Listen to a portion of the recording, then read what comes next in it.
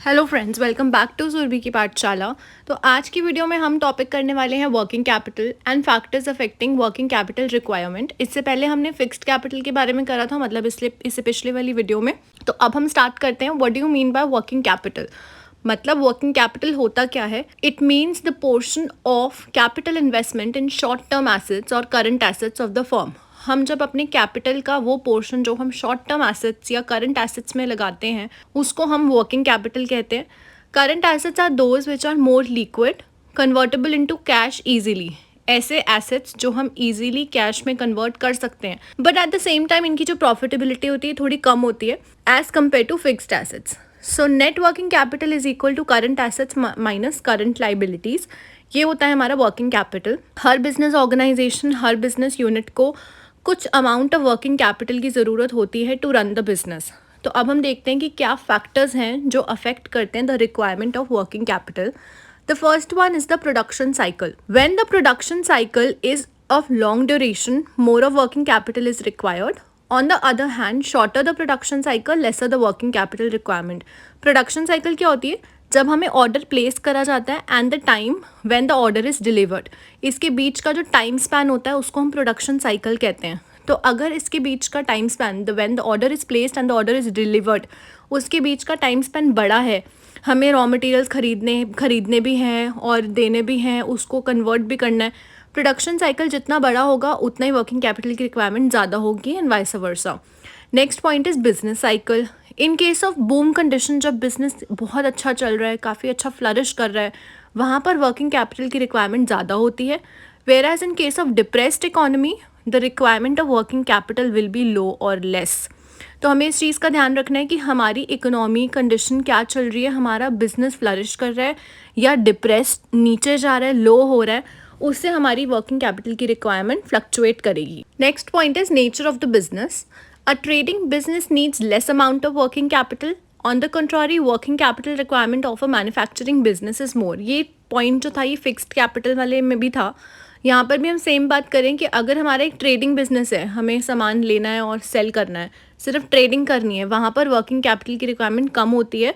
But जहाँ पर हमें मैन्युफैक्चरिंग करनी होती है वहाँ पे वर्किंग कैपिटल की रिक्वायरमेंट ज़्यादा होती है।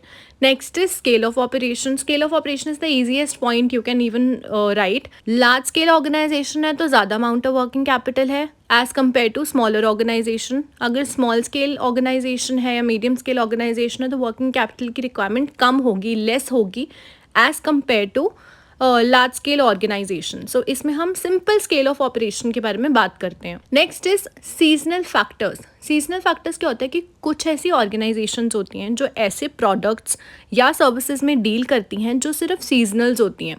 सीजनल में उनका जब पीक सीजन है तो higher amount of working capital is required, whereas जब उनका लीन सीजन चल रहा है, मतलब लो टाइम चल रहा है, वहाँ पर the demand is also low, the activity is low, तो वहाँ पर working capital requirement is less.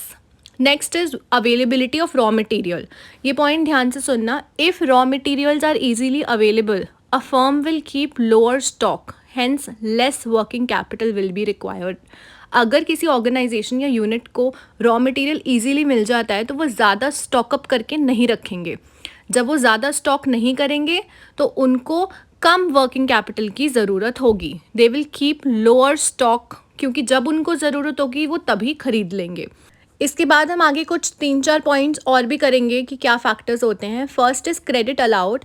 तो अगर आप ऐसे बिजनेस यूनिट हो जो क्रेडिट अलाउ कर रहे हो, मतलब क्रेडिट पर सामान देते हो, तो आपको वर्किंग कैपिटल की रिक्वायरमेंट ज़्यादा होगी. Next is credit availed. Credit availed का मतलब कि हम जिनसे ट्रेडिंग कर रहे हैं कि हमें क्रेडिट मिल रहा है, क्रेडिट इज़ अवेल्ड. तो अगर हमें मिल रहा है तो हमारे पास वर्किंग कैपिटल की रिक्वायरमेंट कम होगी, क्योंकि हमें तो क्रेडिट पर सामान मिल जाता है. और यही अगर हम क्रेडिट देते हैं तो हमें वर्किंग कैपिटल की रिक्वायरमेंट ज़्यादा होगी, क्योंकि हमारे प्रोडक्ट तो चला गया मगर कैश इनफ्लो नहीं हुआ. Next is operating efficiency. Operating efficiency का मतलब होता है कि हाँ, हम काम एज अ यूनिट कितने अच्छी तरीके से कर रहे हैं, कितना एफिशिएंटली कर रहे हैं, क्या हमें उतना आउटपुट मिल रहा है जितना हम इनपुट कर रहे हैं.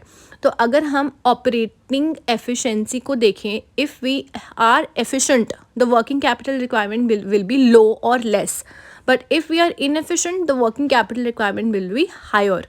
Next is growth prospect. Growth prospect का मतलब होता है कि फ्यूचर में हमारे पास ग्रोथ अपॉर्चुनिटीज़ आने वाली हैं या नहीं, या हम अपना डाइवर्सिफिकेशन करेंगे कि नहीं। अगर growth prospects is positive then working capital requirement will be high और मोर। तो ये कुछ 10 फैक्टर्स हैं जो मैंने आपको एक्सप्लेन करे हैं about working capital requirement. I hope this video and this topic is clear with you all. Please like the video and subscribe to my channel. Thank you.